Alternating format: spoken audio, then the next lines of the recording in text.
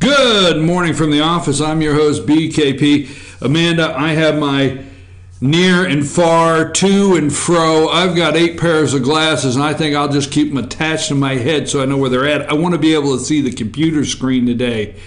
You've taken 4 eyes to a new level, and now you're on took the 4 6 eyes to a new level? Yeah, okay. Now you're 6 well, eyes. These help me see the computer screen. You know you have some on your head, too, right? Yeah, I have a pair on my head. I know that. I can... All right.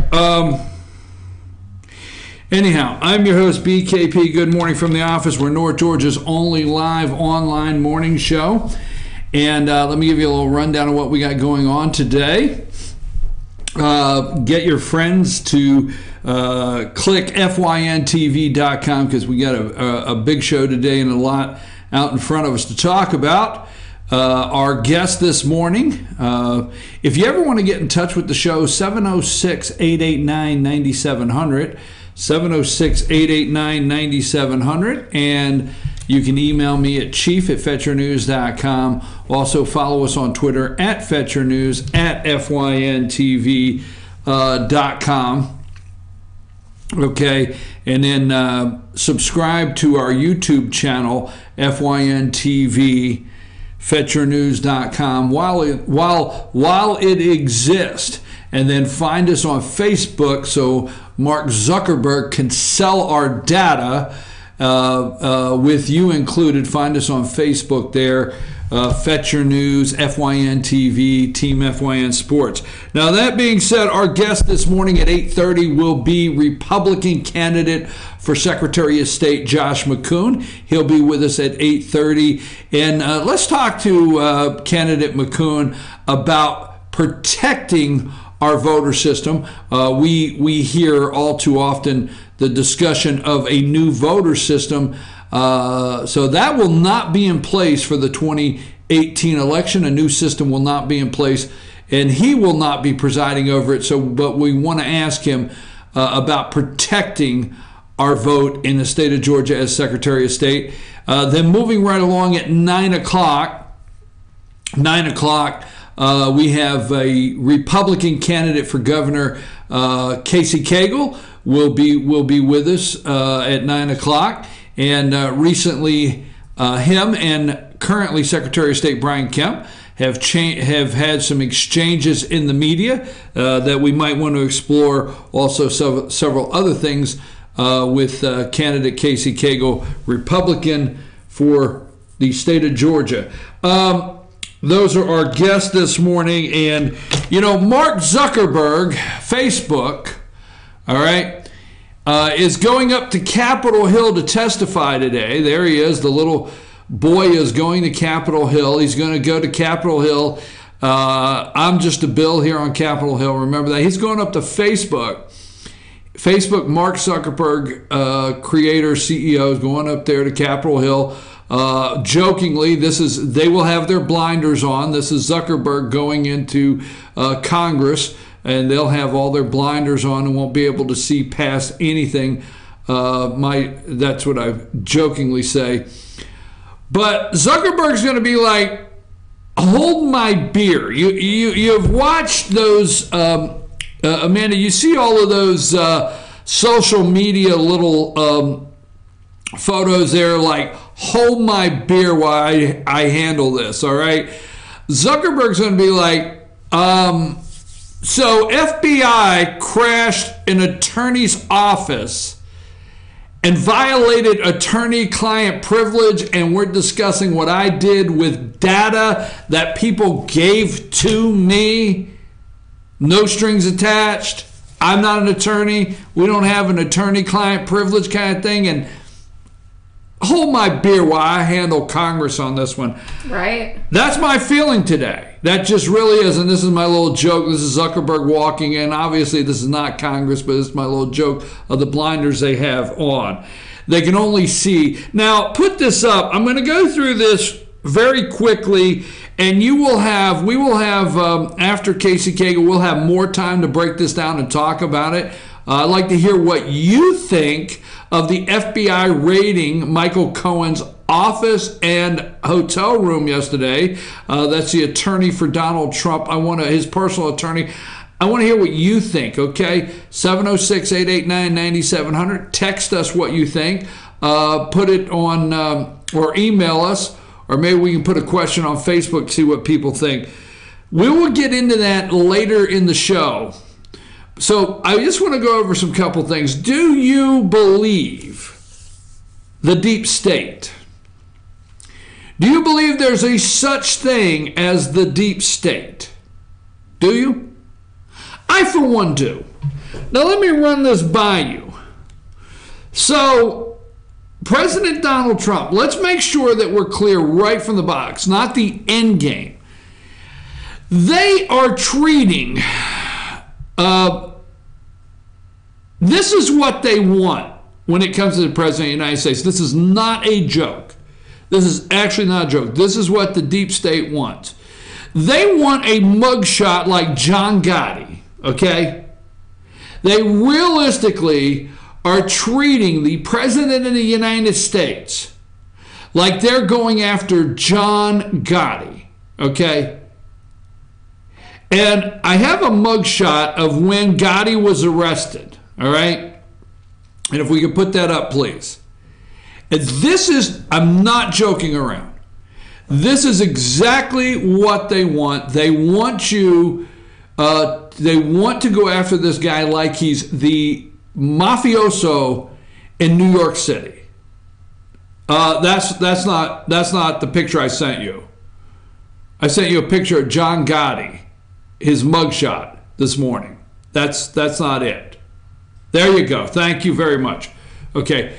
This is John Gotti, the mobster. Now, what does it have to do with anything? Because this is in New York City. This was the Godfather at one time in New York City, and of all people, the person that really went after organized crime in New York City, Rudy Giuliani. And this is really no joke. This is who they feel Donald Trump is, and this is the end game. You might think I'm being silly. They want to see Donald Trump actually doing his picture there as he's being arrested. And this is John Gotti and his attorney. It's Cutler, okay? And this guy Cutler, I have a picture. It says Gotti and Cutler, okay? This is in a courtroom. Southern District of New York, I think, and this is John Gotti and his attorney, all right?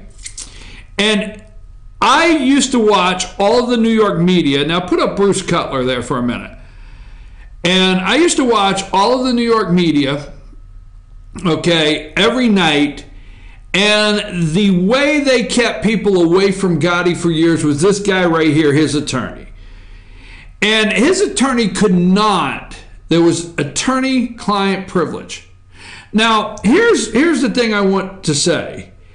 And the reason I brought this up, John Gotti was one of the worst mobsters in the long list, okay, of murderers. John Gotti was a crook, a criminal, no good. But he had an attorney that stayed in front of everything. But we have Stormy Daniels, okay, and there's a picture of Trump and Stormy Daniels, and they raid Trump's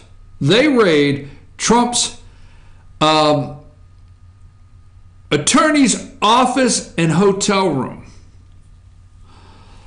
looking for the computer and documents on a payout to $130,000 payout to a porn star.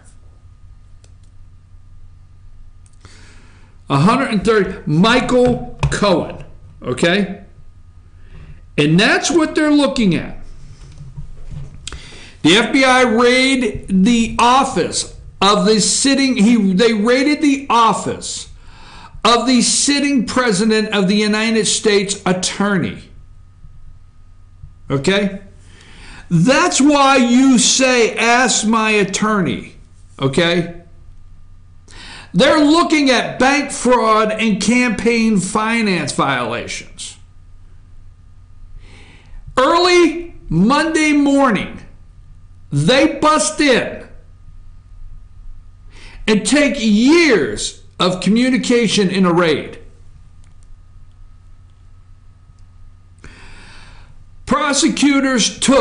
The FBI took confidential Trump attorney-client conversations. Pure and simple, a witch hunt.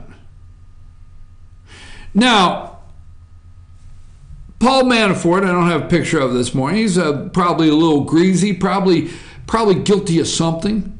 But you remember they raided Paul Manafort's house. Remember that? I don't remember the raid on Hillary Clinton or Bill Clinton's files. I don't remember the raid.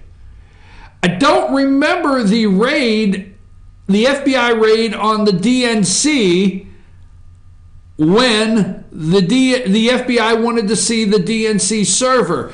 And the DNC's, no, we have an outside source looking at it. I don't remember the FBI raid on the Clintons' home. Was it July 3rd when Peter Strzok and several FBI agents interviewed Hillary Clinton?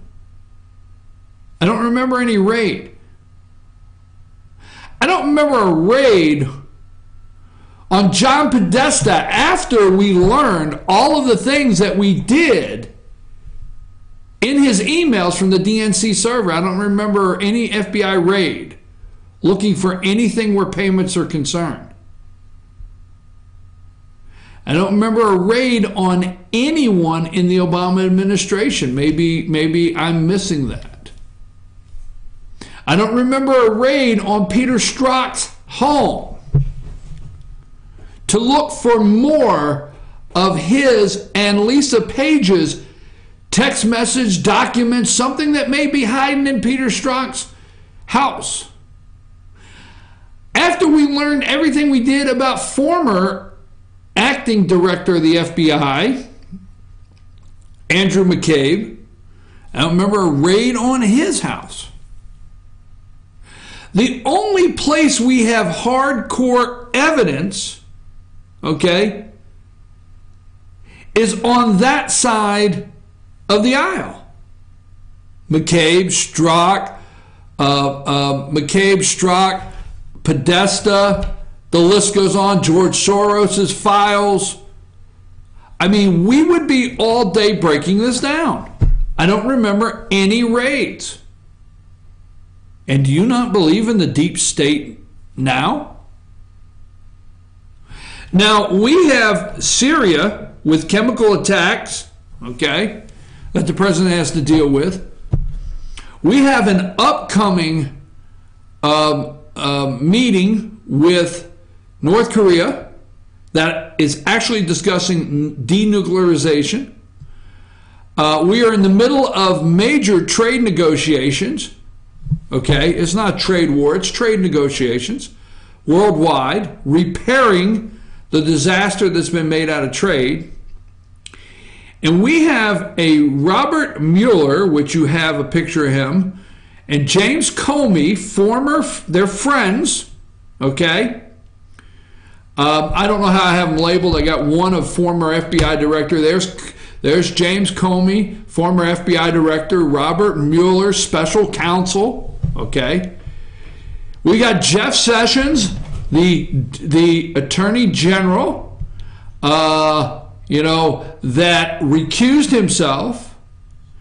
Jeff Sessions actually sent, I don't know if I put a picture, he gave everything over to Rod Rosenstein, the deputy director of the, there's Rod with Jeff Sessions. He's the deputy director of the Department of Justice. He sent everything over to him.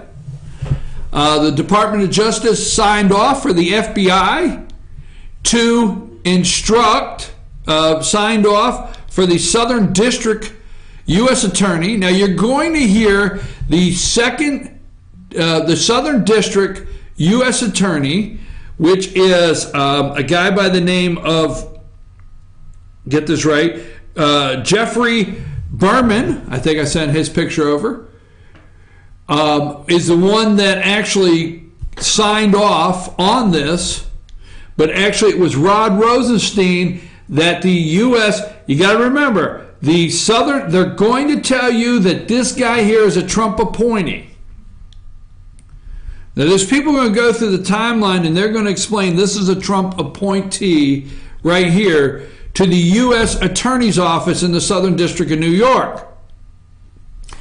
But every district of the U.S. Attorney's Office reports to Rod Rosenstein, which signed off, which is over the FBI, which the FBI conducted a raid. Nothing here? Nothing? On Monday, the FBI notified Judicial Watch that the Bureau would need at least 3 years to hand over released communications between anti-Trump FBI agent Peter Strzok and Lisa Page. Why are we having such difficulty? Why are we having such difficulty getting information out of our Justice Department, the taxpayer, and our FBI that belongs to the taxpayers? Why can't we just kick the door down to what belongs to us and get our information? Are they busy in there redacting confidential? I mean, everything we get, folks, from the FBI, everything we get from the Department of Justice have weeks, months of somebody redacting everything. We get a page that just looks like a black magic marker went through everything, and we get every third sentence of what belongs to you and I. And then the deep state tells you and I that that's for our own good. They're protecting, okay, confidential information. They're protecting security clearance stuff that you and I cannot know. It's to our best interest. Do you not realize we are in a situation now in this world, or the United States of America, where everything's to our best interest, and you and I keep saying, thank you. Can you do something else to us? But who is redacting the attorney-client privilege information that the FBI, with a warrant, just went in an attorney's office and hotel room and took the documents between him and his client? Who? Who is going to go through and redact?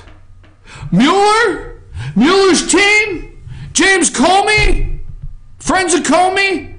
We're talking the people that have leaked to the Washington Post, the people that have leaked to the New York Times, the people that run down to the car and write memos every time they speak to the President of the United States, the people that are on book tour. Loretta Lynch, former Attorney General, Department of Justice. Lester Holt, last night, ran cover for James Comey. Did I send a picture of that? Lester Holt, NBC. I didn't get a chance to go through it and watch completely. That's Comey. Why the hell you got Comey up when I call for Lester Holt? There you go. There's Lester Holt and Loretta Lynch, right? In an interview.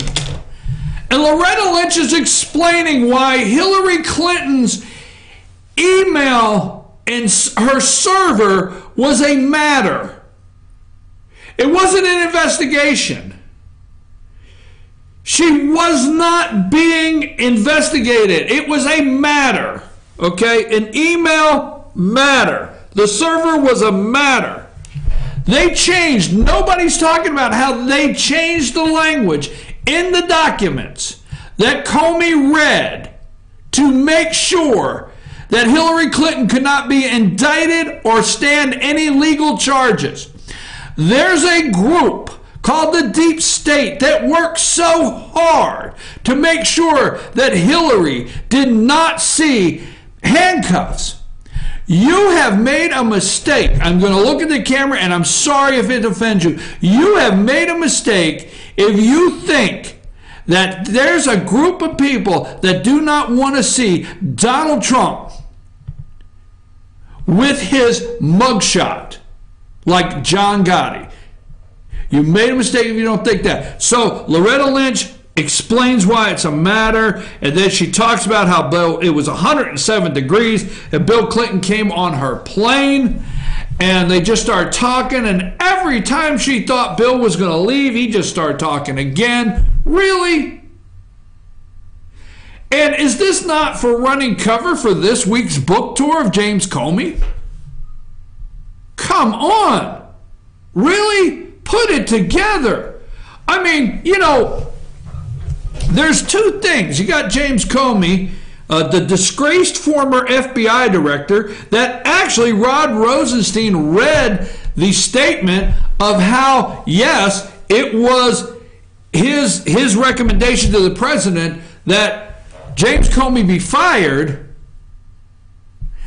This disgraced former FBI in America, only in America, can you run a deep state agency of the disgraced FBI and protect Hillary Clinton, protect the deep state, protect the Barack Obama, protect all this corruption, and get a book deal.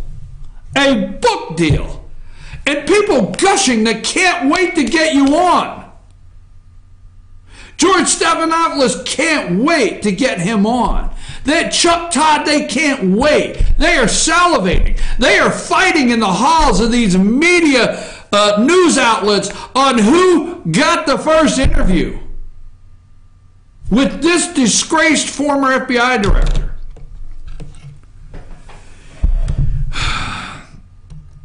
One thing I want you to watch for. This is over, not over. We have no Russian interference. We have the Department of Homeland Security, Kirstjen Nielsen, I think her name is currently, and former Jeb Johnson, I think his name is, from the Obama administration. Both of them testified on the same day that they could not see where one vote had been changed by any kind of Russian interference.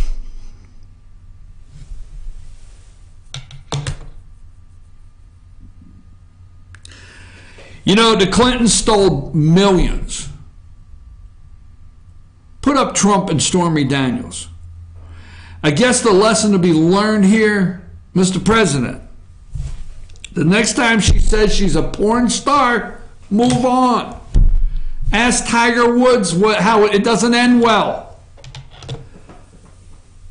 We have a woman that is claiming all these things. We have a woman with a slimy attorney. I'm sorry to all attorneys out there. There are attorneys that are not as slimy, okay? We have a slimy attorney that is pushing this woman. Her character is a porn star, okay? And we're looking at a $130,000 payment that may have broke campaign finance laws. The Clintons took money from the Chinese, folks, and ended up in the World Trade Organization and screwed America. The Clintons are the lead of how to break all the campaign finance laws. Obama took foreign money. They took foreign money and broke up how many campaign finance laws? The Clintons stole millions of dollars from the poor people in Haiti.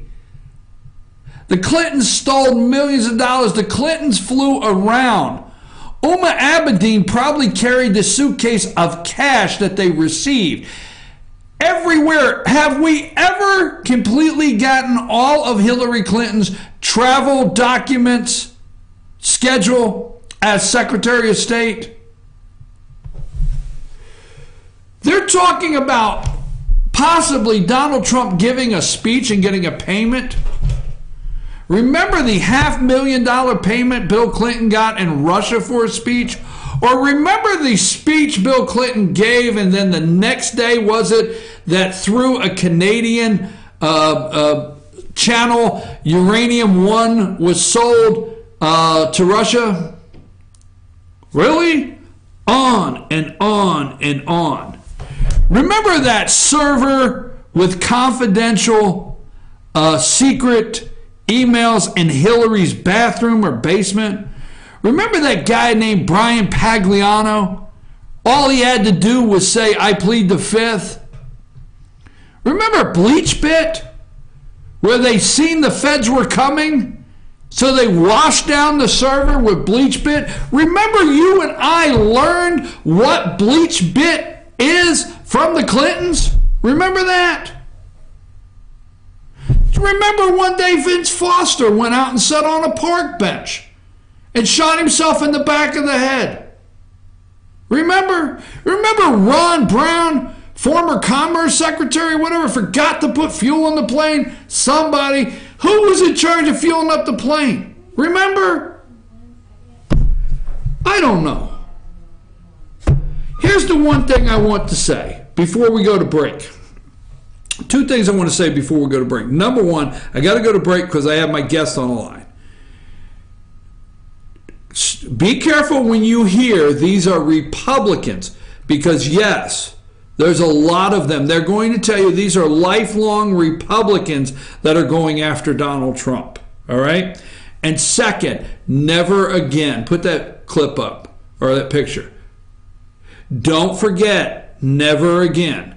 There is a group in this country that are determined that never again that somebody as radical as they say Donald Trump is gets elected president of the United States. Never again is the end all. All right? I'm your host, BKP. We got to take a break. When we come back, we will have Republican candidate for Secretary of State of Georgia, Josh McKoon, on the line. Take us a break.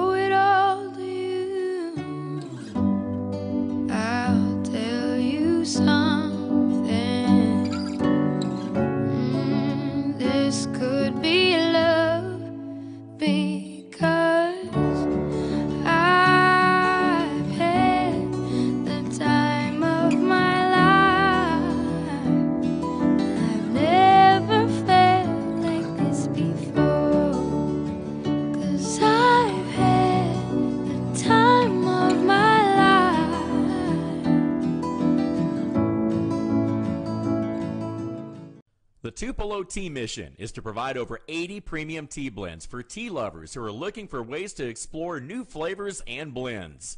Come visit Tupelo Tea, located in beautiful downtown Blue Ridge at Sycamore Crossing. Be sure to sample our various varieties of honey and tea. Visit us on the web at tupelotea.com or call us at 706-946-TEAS. That's T-E-A-S. Tupelo Tea, located in beautiful downtown Blue Ridge. Ace is your healthful place for paint and home goods, tools, outdoor living, and lawn equipment. But did you know Ace Hardware of Blue Ridge is a little bit more? We have hunting rifles and accessories for your next hunting trip. We have Amish furniture imported directly from Ohio. And we have Ace Custom Woodworks for all your custom wood project needs, from cabinets to artwork.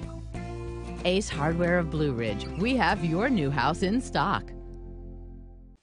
Hi, I'm Rhonda the Mattress Lady, and this is my husband Gary, owners of Mattress Overstocked in Ella-J next to Walmart. And we want to earn your business. From the time you walk in our door to the time we deliver your new mattress to your door, you will see the difference. Our selection and prices are the best in North Georgia, and customer service is our top priority. So y'all come on in and let us help you find the right mattress at the right price. That's Mattress Overstocked in Ellijay next to Walmart.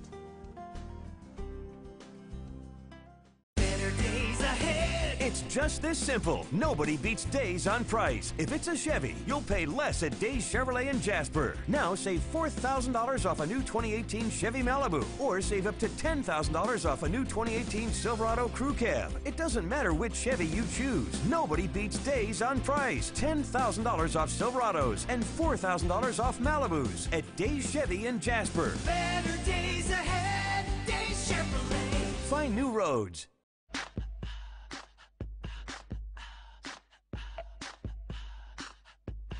What you gonna do with all that junk?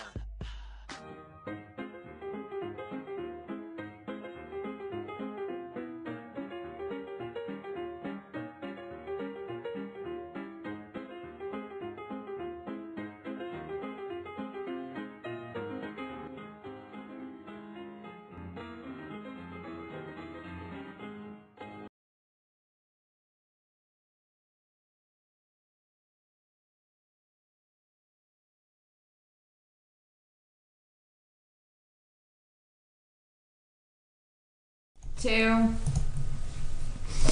And we're back. I'm your host, BKP. Good morning from the office, North Georgia's only live online morning show. Our guest now is Republican candidate for Georgia's Secretary of State, Josh McCoon. Mr. McCoon, how are you this morning? I'm doing great, Brian. Thank you so much for having me today. Well, you're running a statewide race, so you're all over the state. Can we ask where you're at this morning? I know it's every day you're somewhere new and speaking to a different audience. Can I ask you where you're at today, where you're campaigning? So I'm in the Atlanta area today. We're actually doing some filming for some commercials most of the day today, and then I will have a campaign fundraising kickoff tonight at Five Seasons in Sandy Springs there at the Prado from 6 to 8. So it's a full day.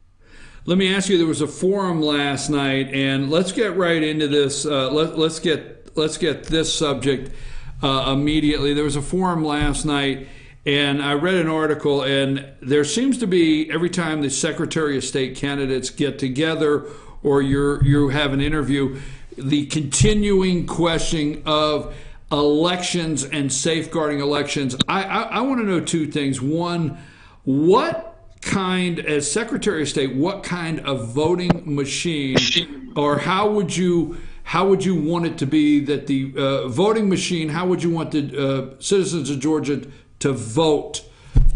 Paper ballot, machine? What does your Secretary of State office look like as far as voting?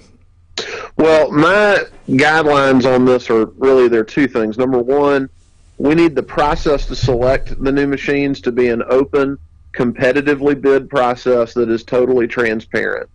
And we ought to have whatever that technology is, needs to have a paper trail which can be audited and independently verified.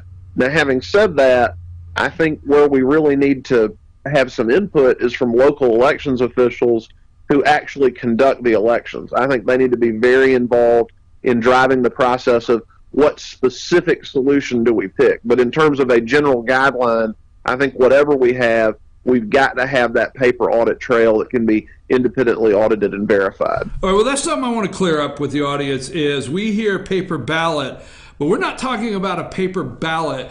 You're saying paper trail, meaning we would still have a computer system that we would vote on or a screen type that we would vote on.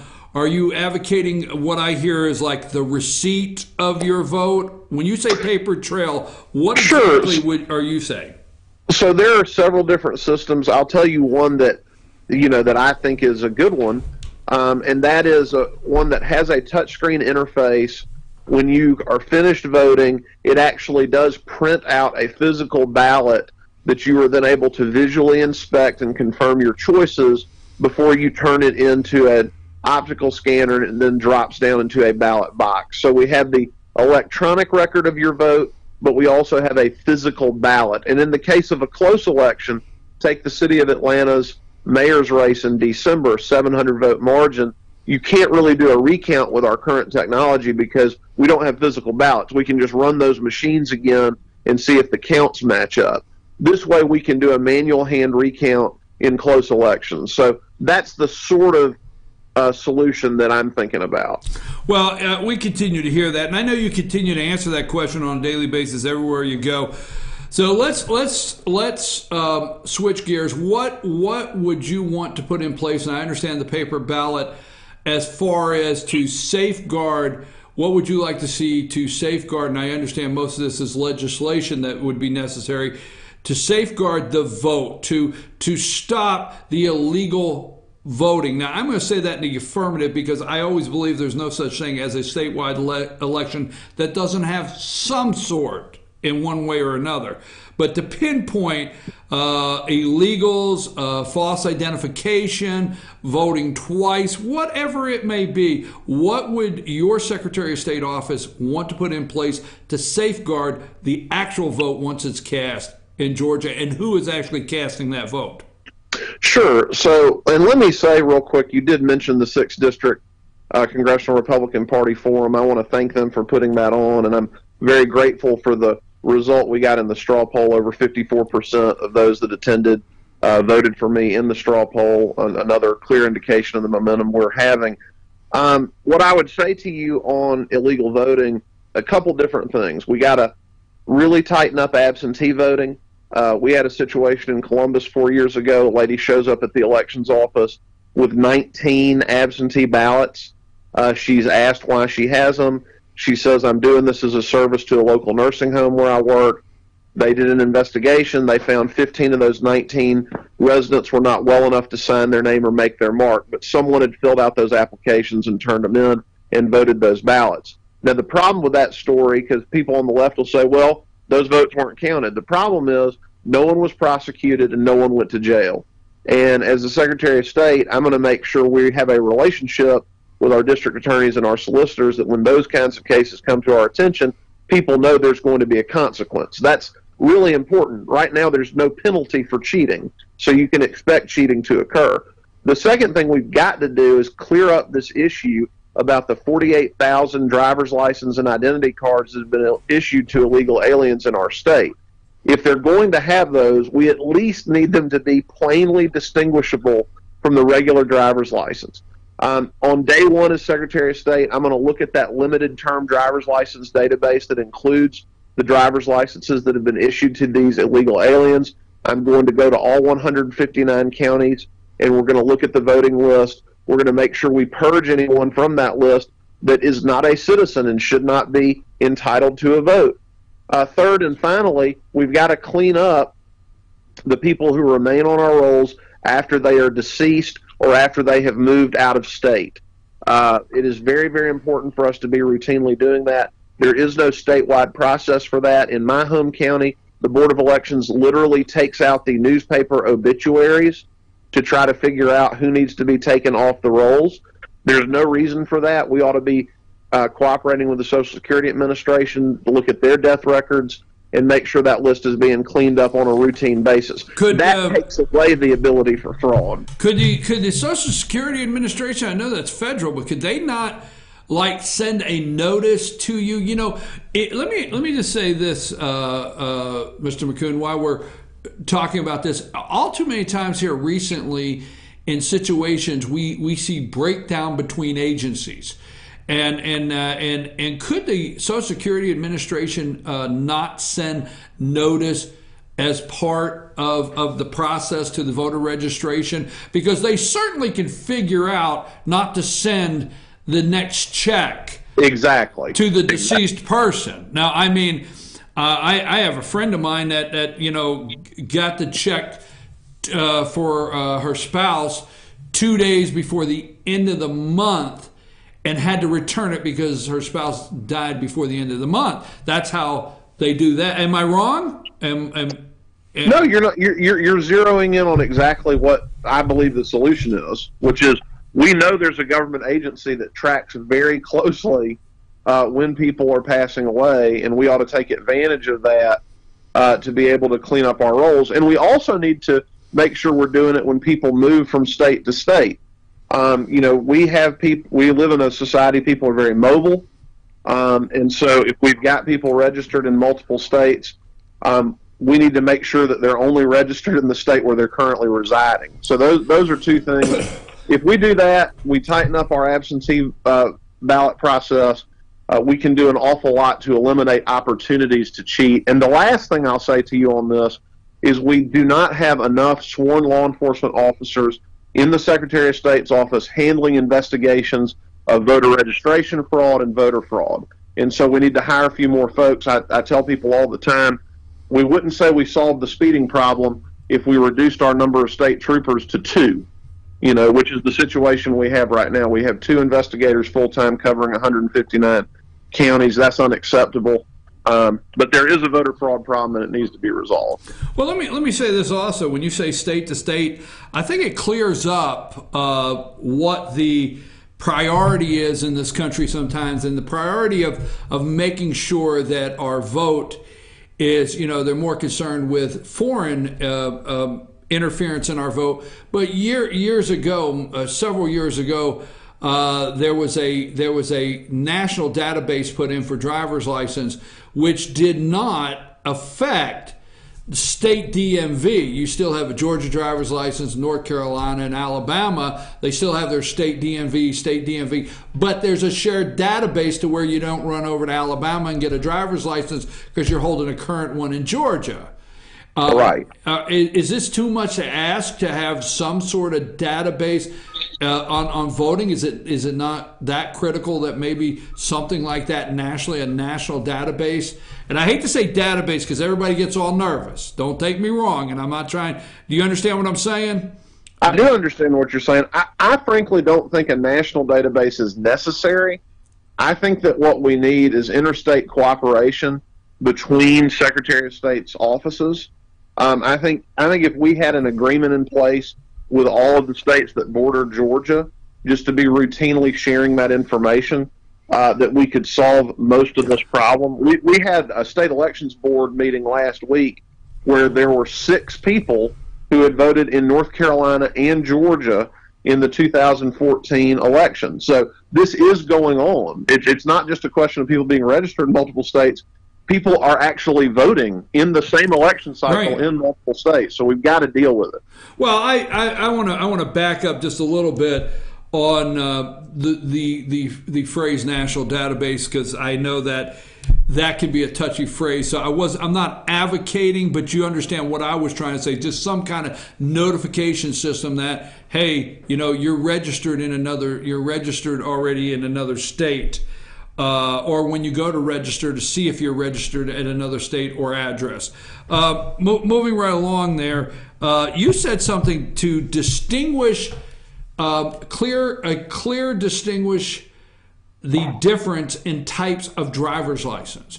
Now, there was a bill this past year that did not make it through, correct? That would have had a resident a different kind of look on the driver's license, so the individual at the election booth would be able to see an immediate difference in distinguishing a resident versus somebody that's legally here to vote. Is that correct? That's right. I actually had a bill in the Senate that would have required that these licenses say non-citizen and that they also say not for federal identification. So that they couldn't be used for purposes basically other than driving. And unfortunately, we couldn't get it through. I can tell you 2 things. If I'm the next Secretary of State, number one, we're going to do what I described earlier, taking that limited term database and using it to go through the list and make sure we purge anyone who's not a citizen. But secondly, what we're going to do is, as part of our legislative package, we're going to come back again on this very important issue to distinguish what kind of driver's license people are issuing. Because I've talked to poll workers all over the state, and I've said, do you know what it means if you get presented with a driver's license that says limited term at the top? Do you know that's a red flag and that you need to ask questions? And the answer universally has been no. I did not know about that, didn't realize that was there. And frankly, even if you were looking for it, you might miss it because it is almost identical to the driver's license you and I have. That is crazy, and we need to fix it. So I'm sorry it didn't happen this year, but it's something we're not giving up on, and I certainly would intend on making it part of my legislative package next year. Well, I want to be clear, because I live in rural Georgia, and you have visited our area several times, and we have voter polls that might have 300 people registered at that area. And most of the poll workers that come in there, and I don't want to say they don't check ID, because they do. You pull it out, they go through everything like they're supposed to. But really, it's a formality pulling the ID out, because you're saying first name basis basically to all the poll workers when you go in to vote. But when you get into Atlanta and you get into Macon and Savannah and Columbus, especially around that Atlanta area, these poll workers do not know who's in line. And it's such a rush out the door, and all the machines are full of people voting. It's really tough to scrutinize that identification to not keep the line moving. Am I right or wrong? That's exactly right. I mean, there are a lot of pressures on people on Election Day. We don't need to. This should not be a chore. This should be an easy thing for the poll worker to immediately to jump out at them when they are looking at the license. And other states have figured this out. South Carolina does this already. Their license actually says no lawful status, which I think is an even better phrase to use. So other states have figured this out. We ought to be able to figure it out in Georgia and just make it easier on our elections officials, because what's happening right now is when somebody goes and applies for that driver's license, because of the Federal Motor Voter Act, they are being automatically registered to vote unless they opt out. Right. And so that's creating a real problem that we need to fix. Well, let me move on to two things before I get my next guest today, because there's two other things. So we've talked about protecting the integrity of the vote, and obviously you will not be, if elected, Secretary of State through this election cycle. But next election cycle, we feel very strongly that so many challenges to voting, voter registration, we see a mounting legal challenge from the Democrats, an enormous challenge ahead. What does the next Secretary of State, do you think, face in Georgia here with the legal challenges that are coming that office's way? Well, one of the things I say in every presentation I make is that one of the reasons I'm running for Secretary of State is I'm a lawyer with an election law background. And I think that's vitally important because, as you point out, the Secretary of State's office has been sued, and we can expect it will continue to be sued by out-of-state far-left groups who know they can't change Georgia election law at the State House, so they're trying to change it at the courthouse. And I think the most important part of it is being prepared, being able to anticipate what those legal issues might be, and who better to do that than someone with a legal background with a very good working knowledge of Georgia election law. And that's a big reason I'm running for this office. So if I'm elected, we're going to take a pretty good look at the state election law, the federal election law, look at where we might have problems, try to proactively address them, and be prepared when that litigation does come to us. But it's no longer a sleepy position as it used to be. Ever since the 2000 presidential election and Catherine Harris and the hanging chads and butterfly ballots, the Secretary of State gets sued, and so you need a lawyer in there to manage those processes. Well, I think somebody cannot overlook the Secretary of State actually certifies elections, and correct? That's correct. And you certify the election that actually goes to the electoral college for the state is signed by every Secretary of State in the United States. Am I correct? That's what made Catherine Harris so famous, as she certified that election. That's exactly right. Okay. That's exactly right. Let's move on to something else before we leave, because I want to give you an opportunity. Sometimes, Secretary of State, we get so focused on elections and voting machines, we sometimes don't talk about the other things in the office. Like this is where you get certifications, qualifications, licensing. Licensing comes through this office. Tell me about some of the most ridiculous, my words, licensing in the state of Georgia that's coming through the Secretary of State's office that could be eliminated overnight? Well, two quick examples. Number one, we license librarians in our state. Now, you think about this. Licensing is a permission slip from government to go to work, and we license things because there's a public health or public safety interest. If we stopped licensing librarians tomorrow, there would not be a public health or public safety crisis. The other issue I would bring to your audience's attention has to do with cosmetology license holders. Now, I'm not saying we shouldn't have cosmetology licenses because they deal with volatile chemicals. They can hurt people. There is a public health interest there. But we require, on average, 350 days of training before someone can get their cosmetology license. And by comparison, an EMT license holder who renders life-saving aid in the event of a medical emergency spends on average 31 days in training. So the idea that it takes 10 times the training to get a license to cut and color hair and do nails as it does to render life-saving aid in the event of a medical emergency just speaks to some of the issues we have in the office. We need to streamline licensing to connect more people to the dignity of honest hard work. Americans for Prosperity has done a nationwide study, found 2.5 million new jobs could be created. Say that's 50,000 jobs in Georgia, which is extremely conservative. That's how many jobs we're talking about bringing with Amazon and a $10 billion economic incentive package and all the rest of it. So we can create a lot of jobs just by getting government out of the way and cutting red tape. The licensing, now let me ask you a question for our viewers. Is that something you will have to get legislation on, or are they certain license requirements that you as Secretary of State can just end with executive order in the office? Is that, or is that these things you're going to have to pull together a list and present to somebody down there under the Gold Dome, hey, I need these changed? How does that work? It's a mix of legislative and administrative issues. You know, if you wanted to get rid of a license entirely, and you would need to repeal the act that involves that. But if you're talking about the number of hours and you're talking about some of the other requirements, a lot of those issues can be handled administratively within the office. Okay, I don't want to leave without two more things. Number one, and because I got another guest, and I've got a tight timeline. I'm talking to myself, as you know me all too well, Mr. McCona. I know we could get going here. You just finished what may be your last legislative session at this current time. And in that, your last legislative session as a senator, what bills came through that you really liked that passed? Which ones didn't make it all the way through that you were hoping to? How did that session end for you?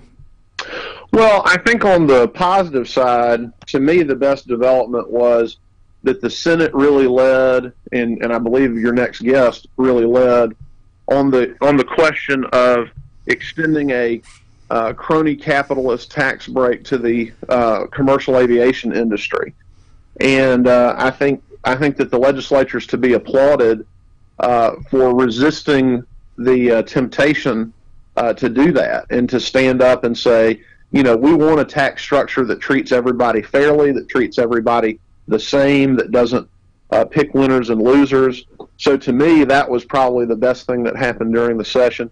There were several things I was disappointed about. We've talked about the driver's license bill. Obviously, religious freedom remains unfinished business. Both the RFRA bill and the faith-based adoption bill, I believe those bills are going to move forward in the next legislative session. I believe they're going to be signed by the next Republican governor of this state. So I've enjoyed my 8 years in the Senate, but it was definitely time for me to move on, and I'm looking forward to returning to the Capitol next year in a different capacity as the next Secretary of State. You're an attorney. How important is attorney-client privilege, and how important is it to us to protect this as a nation? Obviously, attorney-client privilege is incredibly important. It is a cornerstone of the American legal system. The only way you can really have an effective attorney-client relationship is if client communications are privileged. Obviously, I know where you're going with that question, and I, like everyone else, I think was pretty stunned by the news yesterday of the FBI raid on Michael Cohen's offices. This is clearly a developing story. We're going to learn more about it. But I think we all have to be very mindful that attorney-client privilege, again, is a cornerstone of the American legal system. And so we'll have to see how this all plays out. But, it's very disturbing, the events of the last 24 hours. Thank you. We wish you well on the campaign trail. We hope we'll see you soon. If you're in North Georgia, let us know. We'd like to have you in studio or come over and see you. And between now and election, we'd like to get you back on. Thank you so much, Brian. I appreciate it. You have a nice day. That's Josh McCoon. He's Republican. Josh McCoon is the Republican candidate for Secretary of State of Georgia. We're going to take a brief break right now, and when we return, we'll be on with Republican candidate for Georgia Governor Casey Cagle. Take us a break a minute.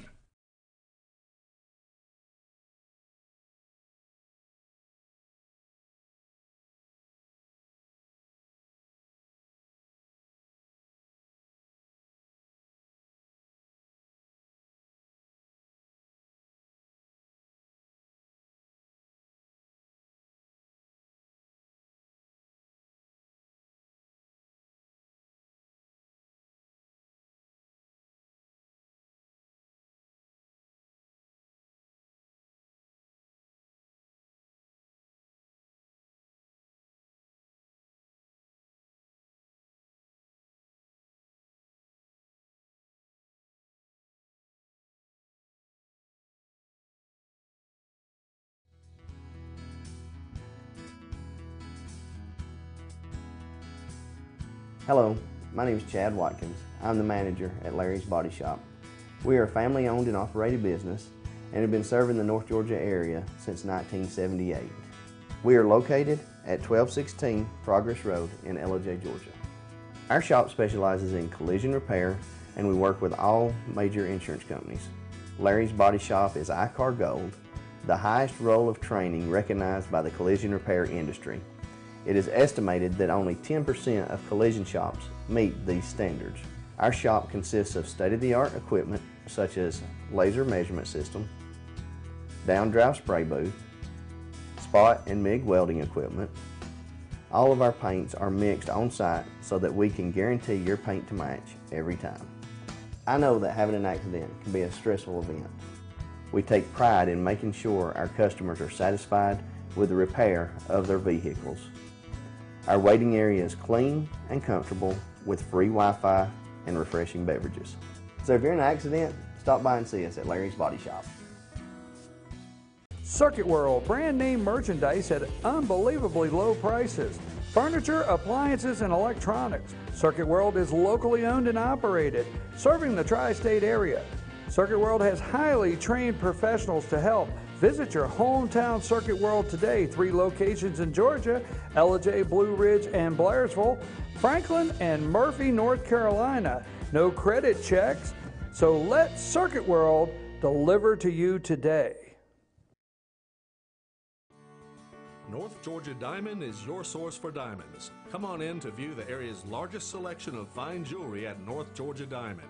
All repairs and designs are done on-site by our jewelers. And North Georgia Diamond has the lowest prices on loose diamonds. You can also sell your gold, silver, and coins at North Georgia Diamond between Walmart and Lowe's in East Ellijay. Locally owned by Bill and Allison Craig, North Georgia Diamond is your source for diamonds in North Georgia.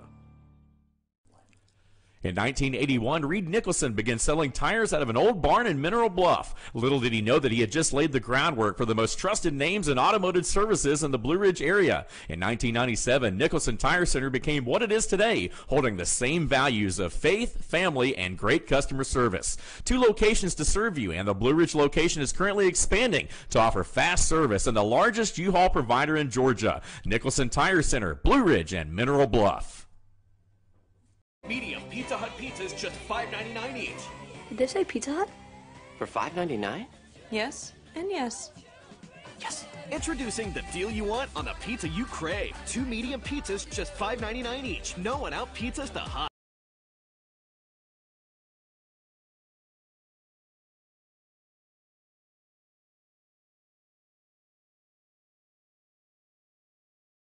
One.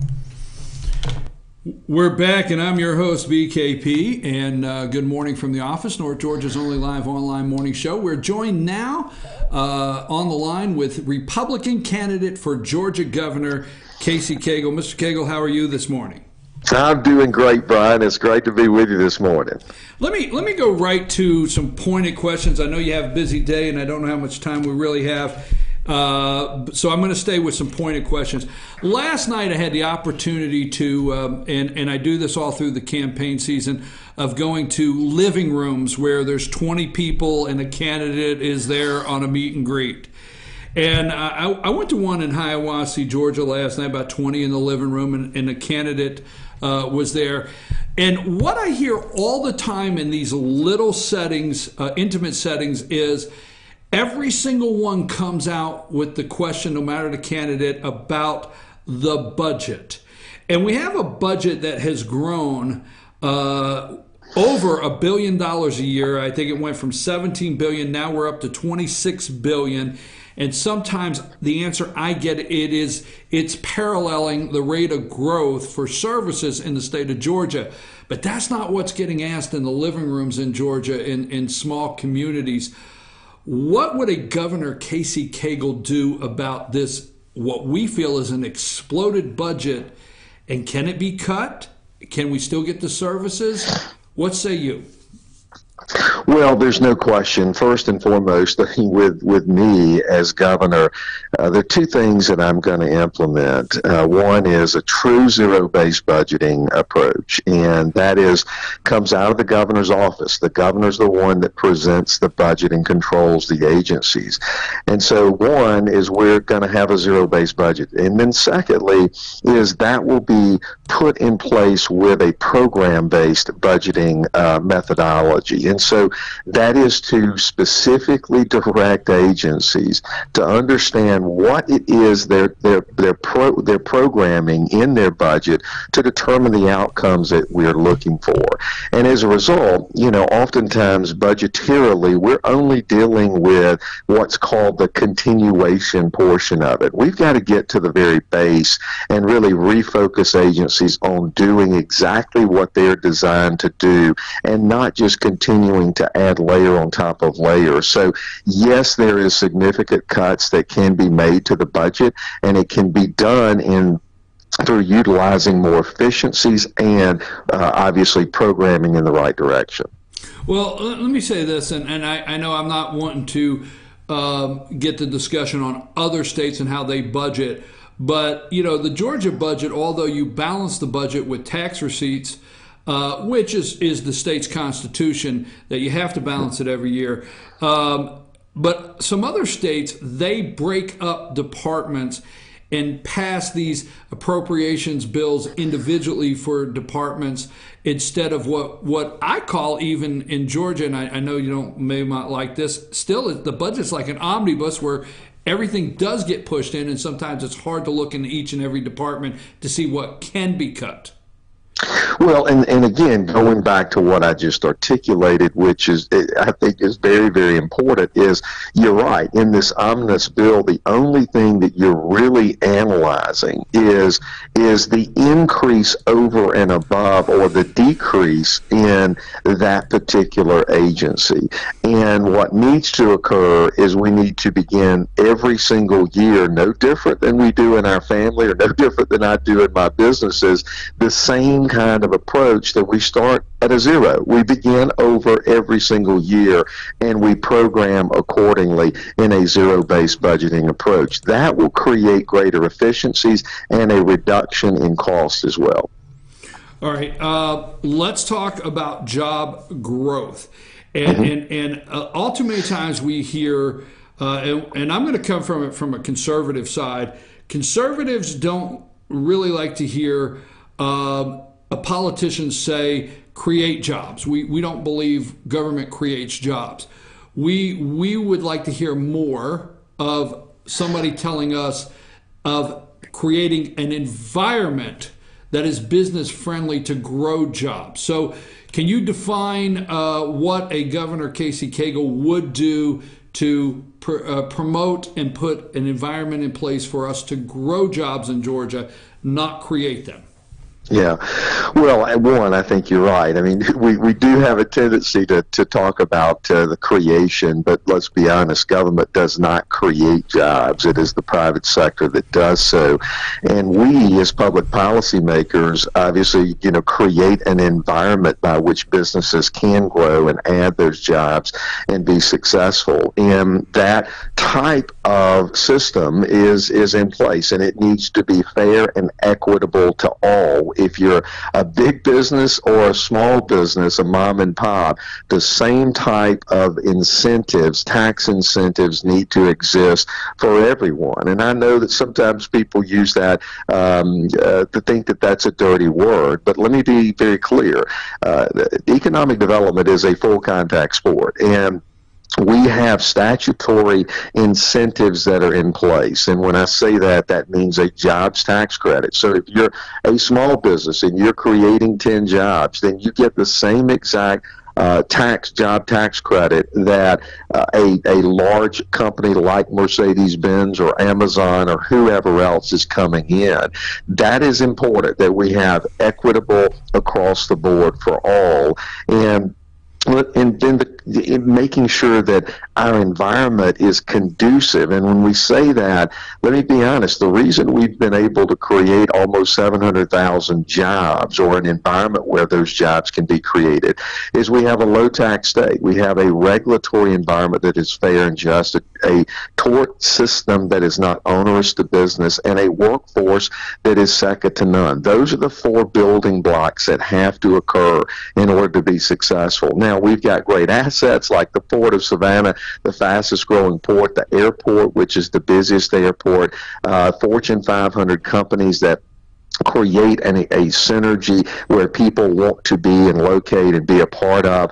All of those things are very, very important. And as governor, those are the levers that you have to pull. And the good thing is for Georgia is we have so much to offer and so many companies that want to be here. No one's leaving Georgia to go to California. They're all coming from California to Georgia.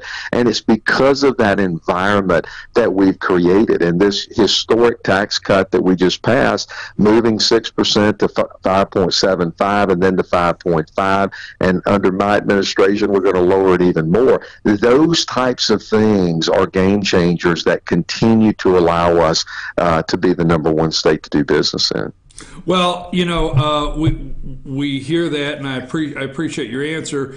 So some of us would wonder, why not just say to Amazon, and I know this is not totally your call, I know Governor Deal and the economic development team is working on that, but why not tell Amazon this is the Georgia tax structure that everybody else is working within, and we would love to have you come to our state, but then we're hearing that there may be a special session called just to work out incentives for Amazon. So very quickly, so I can get to a couple more subjects, what say you where that's concerned? Well, I mean, first of all, Amazon's going to operate under the same exact tax code that we currently have, no different than any of the others. The incentives that are over and above that is predominantly around local jurisdictions that are coming in with their incentive package. So, I mean, these are, yes, very complex, but at the end of the day, we're talking about 50,000 jobs. So there's no question that just the jobs tax credit statutorily that is in place would require you to have a special session just for that alone. So, but again, fairness, equitable to all, not sweetheart deals. Well, 50,000 jobs in a company like that. Obviously there has to be some sort of impact studies when actually a public location, physical location is determined, and that could take time in itself, what the impact of the area is. I want to move to two things because I know our time is short, and two things where your opponents have. I was at the debate last week, Saturday night, a week ago, where the foster care bill came up, and I want you to clear something up for our viewers and people that you're asking for their vote this morning. The foster bill came up, and there was discussion on having the adoption, faith-based adoption protection amendment attached to it. and you said you used a legal statement as far as the rules of the Senate that it was not germane to the bill. Is foster care not one to care for children and hopefully reunite them with their family, and also to have maybe adoption? How was that not connected to that bill and could not been put on that amendment on the foster care bill according to the Senate rules, as you stated? Yeah, so there are two components here. Number one is, any opponent or anyone that says that I am not in favor of giving protection to faith-based organizations is just flat wrong, because we passed the bill out of the state Senate. Now, this was an effort to find a vehicle or a rider to attach this language onto another bill. You can do that in the rules of the Senate, but it has to be germane, and germane means that it has to be legally attached in a way that is the same subject matter and the same code section. I am not the person who makes that ruling. It is a legal decision that is rendered by both the Secretary of the Senate as well as legal counsel, and they did not view that amendment as germane. And plain and simple. And so that, I mean, it's not an issue of right and wrong or gray area. It is an issue of clarity, and I had to make that. But for someone to insinuate that we, one, that I'm not in favor of it, and two, we hadn't already passed the bill, we had, and I have fought for that bill, and I'll continue to. Well, let me ask you this, because as Lieutenant Governor, we have had bills, we have had RFRA bills, and the faith-based community out here in Georgia has felt like they've been let down and promised faith-based religious freedom and liberty bills, but then they got to Governor Deal's desk and they got vetoed, or we're in a session where they didn't get through and get to the governor's desk. Can you tell the voters here in Georgia that are looking for a faith-based religious liberty bill that a Governor Casey Cagle will sign some form of bill? Absolutely, unequivocally, and I have been as clear on this issue as I possibly can. If the legislature passes me a mirror image of the federal RFRA standard, I will sign the bill, plain and simple. It is the law of the land. A lot of the liberal left doesn't like it, and I, that's fine. They don't have to like it, but it is the law of the land, and it is a balancing test that ensures that faith-based organizations and people of faith like me are not discriminated against either. And so I think it is the right thing to do. It has been tried and true and tested over the years, and I'm very much in favor of it, and I'm not backing down. After seeing what would be in the faith-based adoption or faith-based organization protection bill, something all faith-based organization protection, obviously you'd have to see what was in it, but something like that on your desk could get signed as governor of Georgia. Absolutely. I mean, that's the reason that I worked with Senator Ligon on the bill itself to pass it through the pass it through the Senate, and it stalled in the House. And so there's no question that I would advocate for those types of protections, and I think the bill itself was a fair bill. And again, one of my big issues was the Strengthening Families bill, and that in itself is really helping faith-based organizations to come in with wraparound services for single moms or single parents where they may have an addiction or they may have challenges and they need help with that addiction, but secondly, they need child care. They need someone temporarily to take care of that child. This is a great way for our faith-based organizations to come in through the power of attorney to help them versus having to look to government to solve our problems. This gives the parent the ability to make the right choices through a power of attorney temporarily to give custody for their child. It's a wonderful tool that's going to give parents more choices versus making sure that government is the heavy hand, and that's the direction that I want to go as governor. I have two more things. One is a little deep, and the other one will be very quick.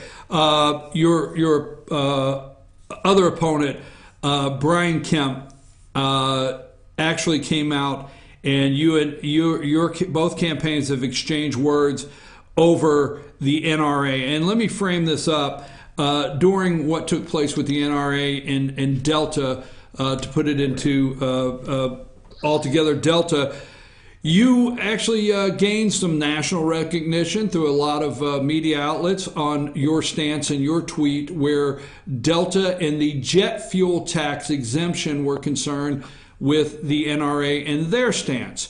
Let me ask you directly, did any legislation pass, whether it be in the transportation bill that is coming up with the 13 counties, or any other legislation passed this year that gives Delta any kind of jet fuel exemption at all? No is the answer. and it's so frustrating, one, that you have so much fake news and you have individuals that want to politicize something that they know is not factual and is not right. And a letter when the transit bill was being passed out, I had the bill read. I had legislative counsel say, is there anything in here that gives Delta any exemption whatsoever? The answer was no, it does not. And you know, it's just unfortunate, but that's kind of the situation that we find ourselves in politics, that people want to blur the truth.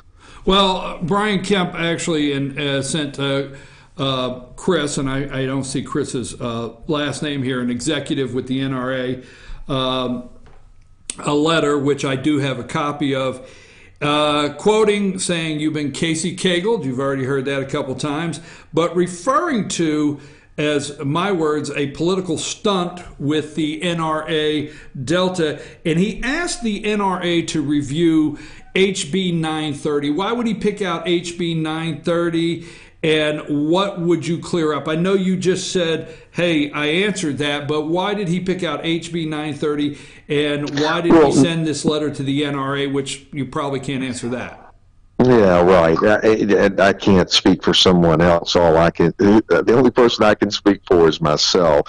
And so 930 was the transit bill. Okay, that was the bill.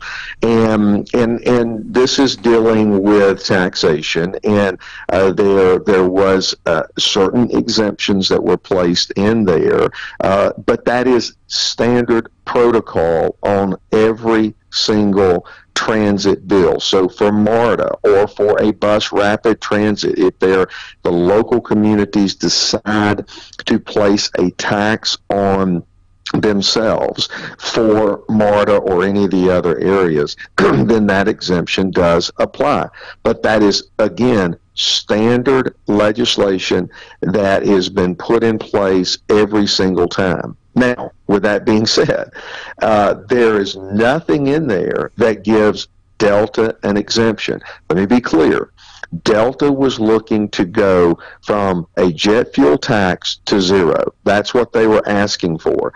When they chose to engage on the liberal boycott, I said unequivocally, that is not going to happen. And it did not happen. The tax was taken out, and Delta is still paying a jet fuel tax today and into the future. Well, let me ask you a Second Amendment question, what I call a Second Amendment question, because here recently his campaign is asked the NRA to do some further reviews before they would come out and endorse one candidate. And obviously in the letter which you have seen, he is asking them not to endorse you. But let me ask you a Second Amendment question here directly. Would you support state legislation that would repeal a weapons carry license requirement for open carrying a handgun? Would you support state legislation that would repeal weapons carry license requirement for open carrying a handgun? The short answer is yes. We have right now, as you know, a concealed weapon permit that individuals can obtain, and certainly there are issues pertaining to mental illness that is out there. I think all of us recognize that, including the NRA. But I believe that the Second Amendment gives us the right to bear arms, and this is not that government, is the one that has to determine, who can get it and who can't. But with that being said, certainly none of us want individuals that clearly have a mental illness, and it is documented time and time again, being able to be out with with a concealed weapon. But now, with that being said, I'm very, very much in favor of law-abiding citizens having no restrictions there. We did send every candidate, every Republican and the 2 Democrat candidates for governor, the same request. We have received some back, but the NRA sends all candidates a questionnaire to fill out. I hope we've sent it to the right place, but could you see if we could get a copy of your questionnaire to the NRA? Because we've got other candidates' copy. If you could do that, we'd appreciate it. Sure, yeah, absolutely. And let me just be very clear, too. I mean, I am the only candidate that has had an A+ rating from the NRA every single year in public service. So my record speaks for itself on the issue of Second Amendment protection, and I don't think anyone can question that. The citizens of Georgia want they want to feel safe. Sure. Crime, illegal gangs in the inner cities around Georgia, all over. We have a gang problem in Georgia, MS-13, illegals.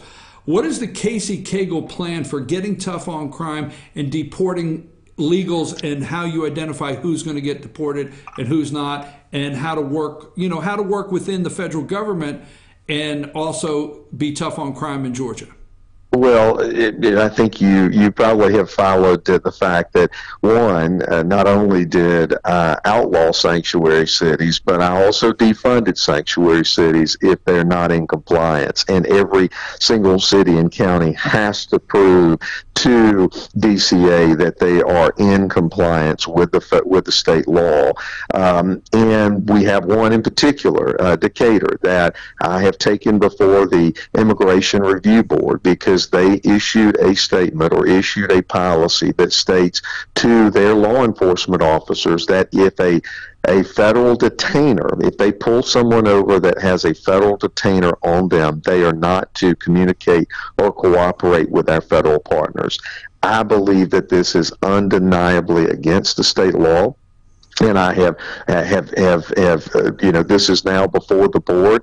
It is the liberal side of Decatur is fighting it at every turn, and that's fine. But I'm going to fight it as well, because I believe that we are right. It is unconscionable to me to think that we are not going a criminal illegal alien that is pulled over by law enforcement with a federal detainer, that you would not cooperate and communicate with federal partners. It's just, it blows my mind. Not to mention the fact that it is a violation of the oath of office that the officer has taken on top of that. And so we're going to push this to make sure that every single city and county is in place. And listen, to the issue of the broader context of law and order, we have to hold every city, every county, and obviously our state accountable to ensure that we are enforcing the laws where people do feel safe.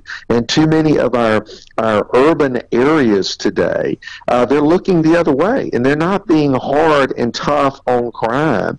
And that's the reason that so many of these petty crimes are going on. And even to the point that one city issued a statement that said, we're not going to investigate, or don't call us if someone is shoplifting. Are you kidding me? I mean, what are you saying to the criminal? It's okay because no one's going to comply. This is not going to be tolerated under a Cagle administration. obviously the governor is Governor Nathan Deal. It's his last term, and I certainly understand all the candidates obviously not wanting to say anything concerning the governor's office, and we're not asking you to do that, and it's understandable. But what would be one or two of the big differences in a Casey Cagle governor's office that we currently don't see? And it's not really that it's looking for a negative in Governor Nathan Deal. And let's put with that, what are maybe some of the bills that you would like to see on your desk that as Lieutenant Governor did not make it through, that maybe you said, I'd like to see this on my desk because I would sign it as governor? So what are some of the differences that you would do and have in the governor's office, and what bills would you like to see on your desk? Well, I think every governor sets his own vision, for where you want to take the state. And this governor, Governor Deal, has done it. He's done a great job. But the torch will be passed on. And for me, the agenda that I want is I want to see a greater economic prosperity where no one is left behind. I want to see an even greater robust economy here for our state. And the reason I want that is because that allows our kids and our grandkids to have the types of jobs that they're going to need in order to be self-sufficient. Not having so many individuals that are sadly enough on governmental assistance and in that trapped in that entitlement process. I want to continue to build this world-class workforce that I've started as Lieutenant Governor with our college and career academies and our dual enrollment, our German apprenticeship programs, our early college initiative. I want every student to have that opportunity. I want to have more adult learning opportunities so individuals can be retrained to get to the workplace and be able to make as much money as they possibly can. That's what we believe in. That's what I want. I want to create that rising tide that lifts all boats in every single community across the state. And I've got the experience and the record and the understanding in order to accomplish that. And so that will be my priorities that are focused. Now, there are other pieces of all of those things that we can talk about, but the broader context of the vision is that we want our kids to have a good paying job and not to have more and more people that are turning to to a life of dependency on government or a life of crime. And this takes the right kind of public policies to move that needle. We talk about immigration, and I'm sorry, sir, I will let you go. I know you're busy, and you've been kind enough to give us already 30 minutes.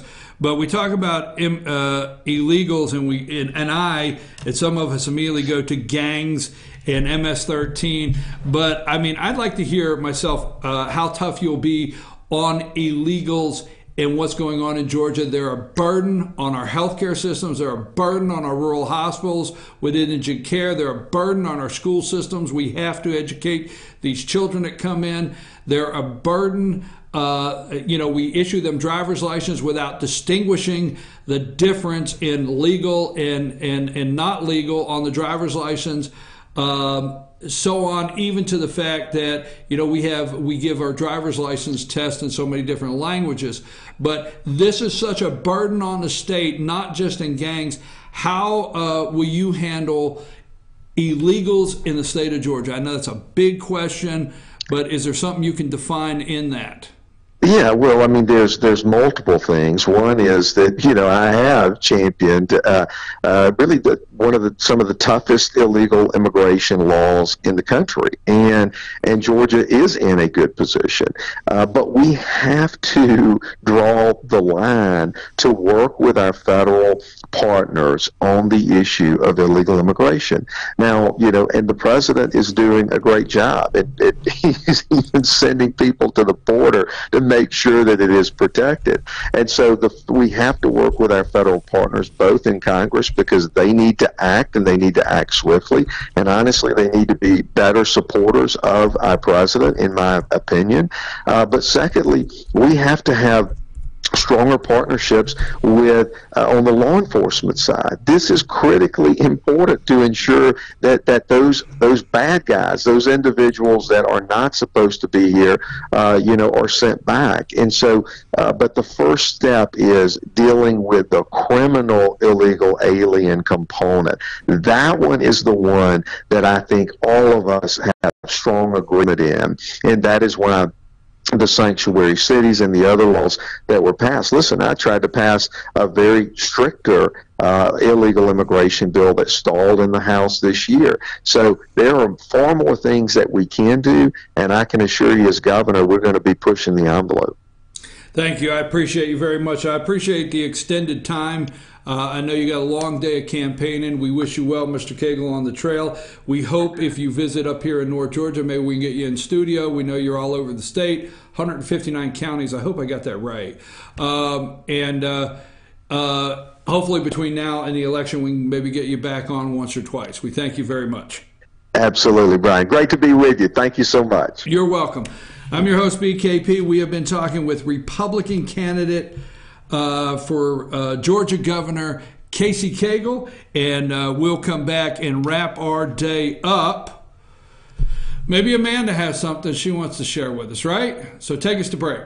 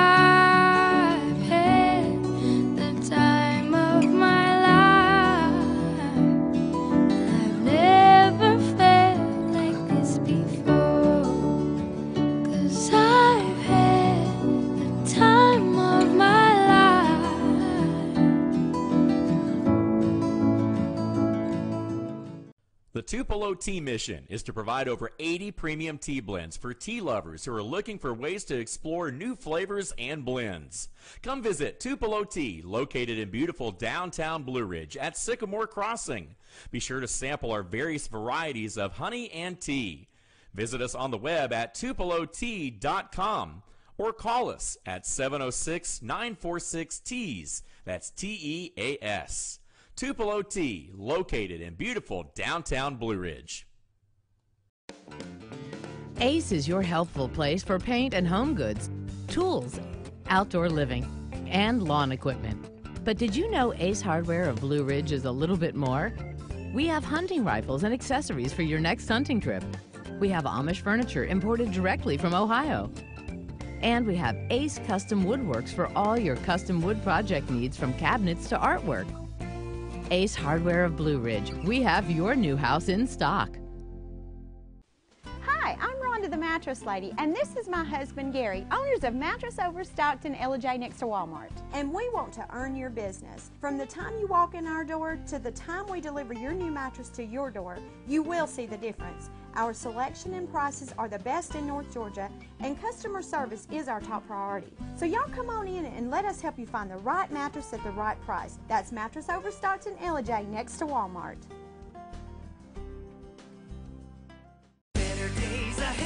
It's just this simple. Nobody beats Days on price. If it's a Chevy, you'll pay less at Days Chevrolet in Jasper. Now save $4,000 off a new 2018 Chevy Malibu, or save up to $10,000 off a new 2018 Silverado Crew Cab. It doesn't matter which Chevy you choose. Nobody beats Days on price. $10,000 off Silverados and $4,000 off Malibus at Days Chevy in Jasper. Better days ahead, Days Chevrolet. Find new roads.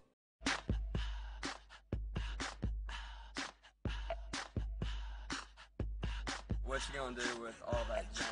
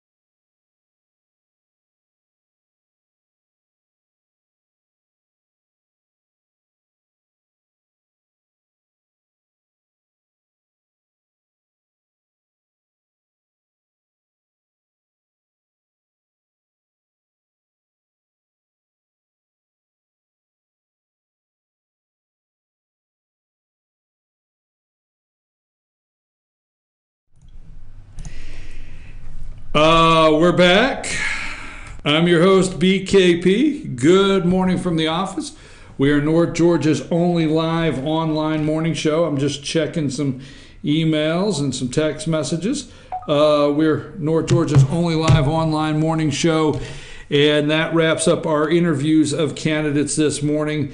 Be sure to follow us on Twitter and Facebook at Fetch Your News, at FYNTV on Twitter, and follow our Facebook page, Fetch Your News and FYNTV Facebook page, and to see our lineup every day of the guests we will have. Now, dangerous to the community. I'll just say that. What say you, Amanda? You got anything going on today before we wrap up? I got something real quick. So we were talking yesterday about Diamond and Silk. And so I've seen all the videos and how Facebook's putting up a censorship on their Facebook page. There's nothing on their YouTube channel yet. But earlier they had posted a couple of things. Diamond and Silk had posted together. Let us be clear, Facebook has not communicated with Diamond and Silk and Mark Zuckerberg or in any way. They have not tried to communicate with them why they have deemed them unsafe. But there was a post from a viewer that Diamond and Silk had actually shared onto their page where he could not follow them and see their, I don't know if you are familiar with the settings where you can follow somebody and see, you can ever have a default where their stuff just comes up on your feed, and you can have a see first where if they post something it will come up in your notifications. Well, Facebook had actually set up where you could not see first on Diamond and Silk's page, because I tried it. So this was earlier this morning when I could not follow, I could not see Diamond and Silk stuff first. Well, I come back to it about an hour later after the post, and it suddenly let me follow it first. So this is just a quick cleanup from Facebook. A quick cleanup from Facebook. Cleanup. So, now they were marked dangerous, possible dangerous to community. Right. So it's almost like the post office, where a danger to the community may be armed and dangerous, right? And that has everything to do with them being a conservative. Maybe, yeah, well, wait, let's not gloss over something, okay?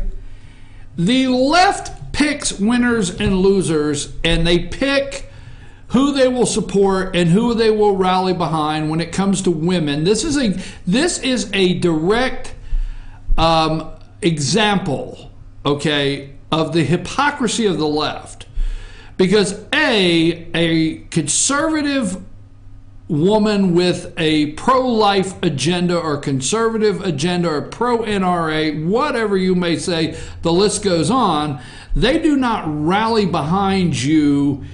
You know, if you were to lose your job today, for example, because you're conservative and I'm not a conservative news network and I'm not satisfied with your stance, even if it's on the show or not, or your views, there would be no women rushing here to rally behind you. Right.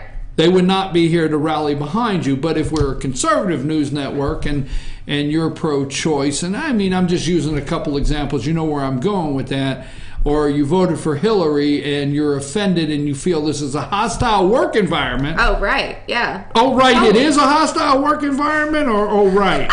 Which was the answer on that? So, but what I'm saying... I get where you're going with yeah, this. But let's not gloss over the fact that, A, these are women. Yep. They say they are black women, but they're African American women that support Trump. So that's a little confusing. They've got a loud voice with being conservative and African American in this country, and Facebook wants it down. They want to shut down the African American conservative viewpoint. Yes. That cannot happen. And the interesting thing is they have the stereotype of what generally is being on the list of being defended by left-wing groups when it comes to women and women's rights and their ability to speak their mind, correct? That is correct. But Diamond and Silk are considered dangerous to the community. Unsafe. Facebook has deemed them unsafe. Unsafe, but they are, and you wonder the power. Now we have can you look this up for me while I'm talking about something else? Look up the state senator or state legislator in California that has created a bill. I read this yesterday, I forget his name, that is introducing a bill for the state of California to put in a fake news monitor. Okay? It's actually going to be from the state. This kind of stuff is scary as hell. You know, they want kids to go out and take your guns, and state monitored. It starts there, but never fear. We are not going to take away any of your constitutional rights. We will defend them. See if you can find that. Folks, here in Georgia, and my concern is I have seen this on the, we've seen this in Georgia across the country, and this has, and I didn't get a chance to ask Casey Cagle this, but this has also, what I would like to ask all the candidates for governor how they feel about DACA when you say, well, that's a federal question, but no, it affects states.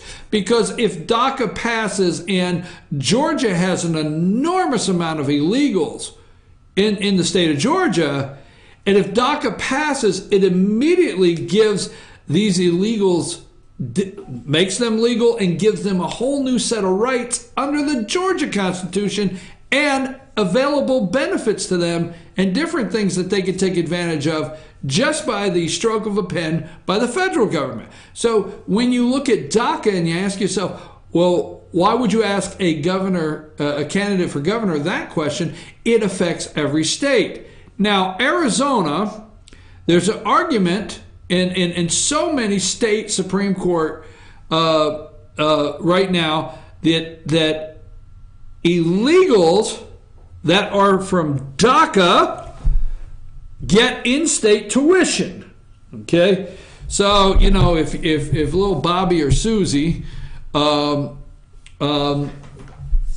they want to go out to another state, state schools were originally set up, and I don't want to say this because I get in trouble, but to educate the children in your state with some sort of subsidy or low cost to the residents of your state to help the children in your state get an education.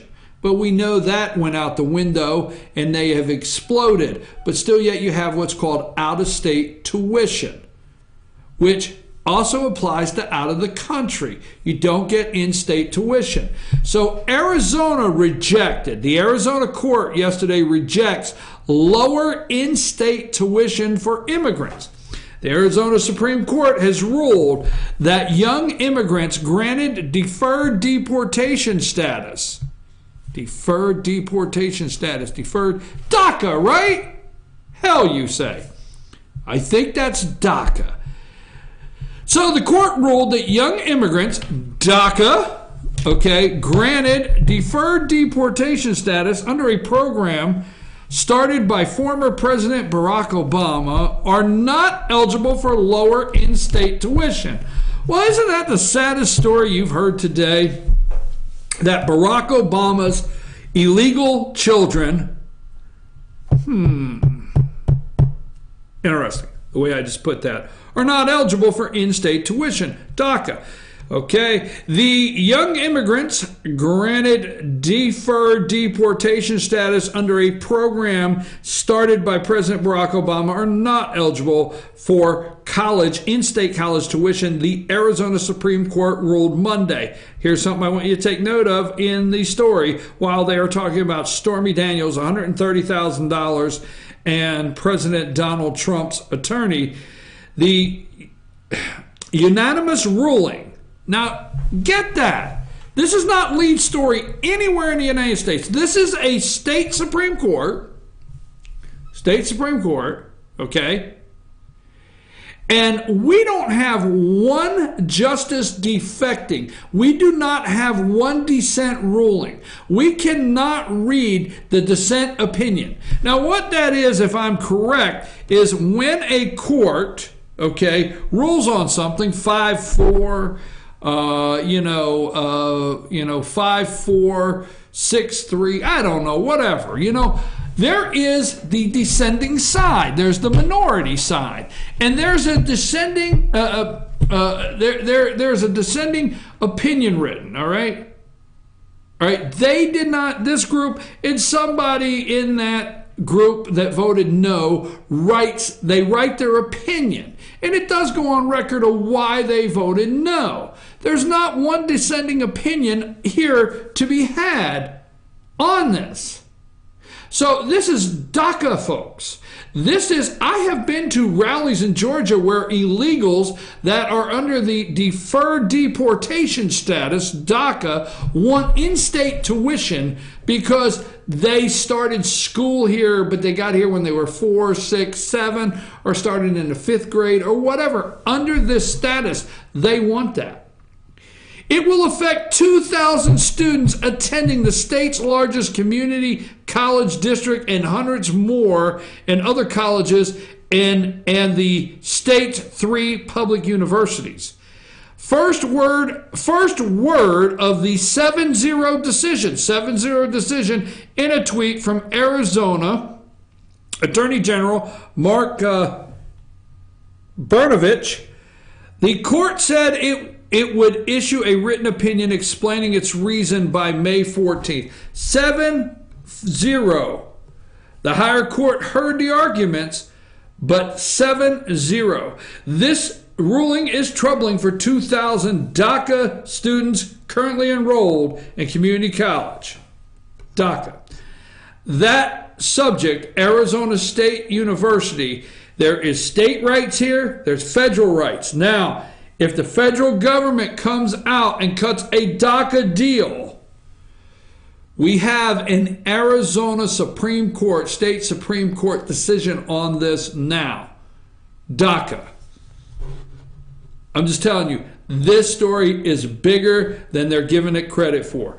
Amanda, did you find that person in that story for me? I did. Let's go to break. Let's take a brief break and get everything off the computer I don't want to see anymore and all the things I want to close the show. So let's take a brief break, and we're going to come back, talk about freedom of speech, fake news. Who's going to decide? We'll tell you when we return.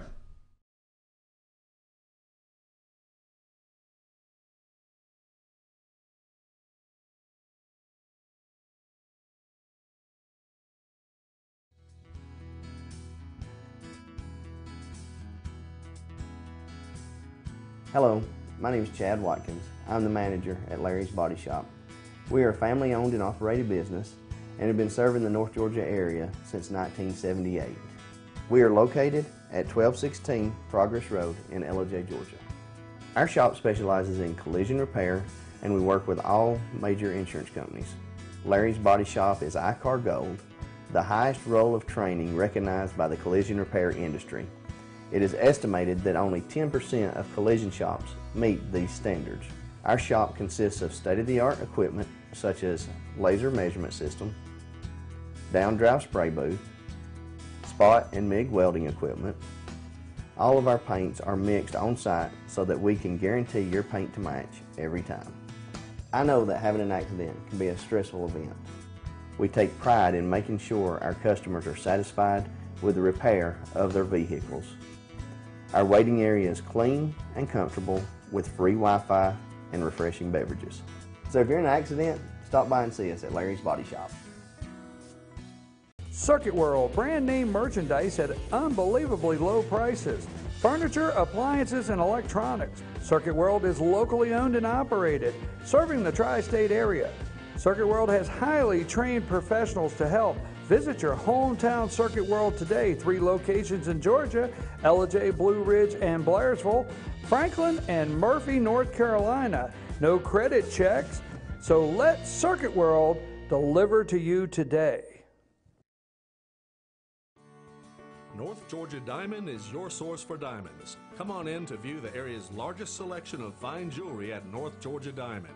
All repairs and designs are done on site by our jewelers. And North Georgia Diamond has the lowest prices on loose diamonds.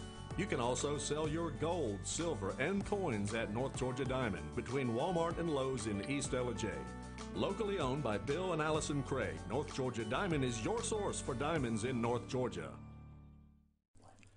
In 1981, Reed Nicholson began selling tires out of an old barn in Mineral Bluff. Little did he know that he had just laid the groundwork for the most trusted names in automotive services in the Blue Ridge area. In 1997, Nicholson Tire Center became what it is today, holding the same values of faith, family, and great customer service. 2 locations to serve you, and the Blue Ridge location is currently expanding to offer fast service and the largest U-Haul provider in Georgia. Nicholson Tire Center, Blue Ridge, and Mineral Bluff. Medium Pizza Hut pizzas just $5.99 each. Did they say Pizza Hut? For $5.99? Yes, and yes. Yes. Introducing the deal you want on the pizza you crave. 2 medium pizzas just $5.99 each. No one out pizzas the hut.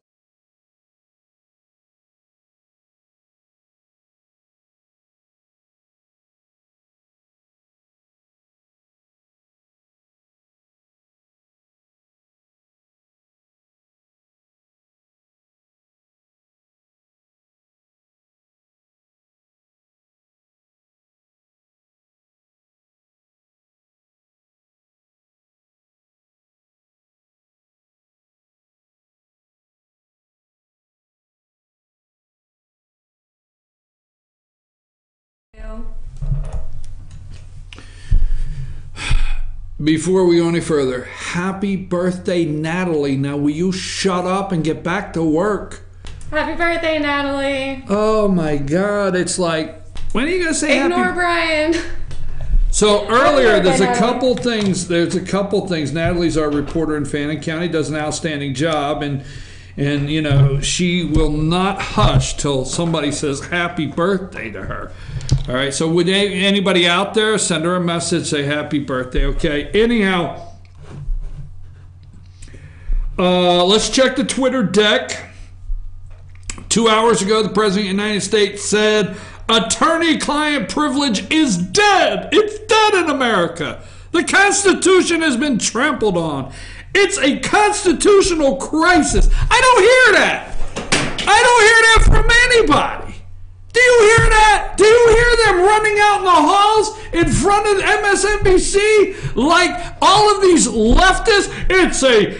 Our democracy is at stake. It's a constitutional crisis. Do you hear that? Hell no. Did you hear it, Amanda? I heard it. If you caused me to break my glasses, I hope I didn't throw the wrong pair. Oh, hell, I might have. I think you threw the good ones. Oh, those are my, they're stunt glasses. That was instant karma. They're prop glasses. I just tossed them. Instant karma. Let's go over to the dollar store and get me, I'm going to do that today. I want like $5 of stunt glasses I can just toss across the room. Right? We have glasses coming out of our ears here. Okay, attorney-client privilege is dead. A total witch hunt. Salem witch trials. Holy mackerel. All right, let's move on to something else here I wanted to talk about before we leave today's show. Now, Amanda, we looked up the California, and Amanda, thank you very much, 2 California public record laws. Okay? These are actually been introduced out there where the grapes and nuts live.